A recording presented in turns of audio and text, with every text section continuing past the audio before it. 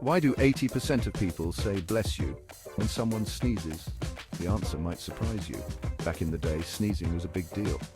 During the plague, sneezes were thought to be a sign of impending doom. So, Pope Gregory I suggested saying God bless you to protect the sneezer from, well, the Grim Reaper. Fast forward to today and the tradition stuck. Well, don't worry, sneezing now just means your body is getting rid of irritants, not evil spirits. And hey, if someone says bless you, it's a free mini blessing. No complaints there, right? So next time you sneeze and hear bless you, you'll know it's more than just polite manners.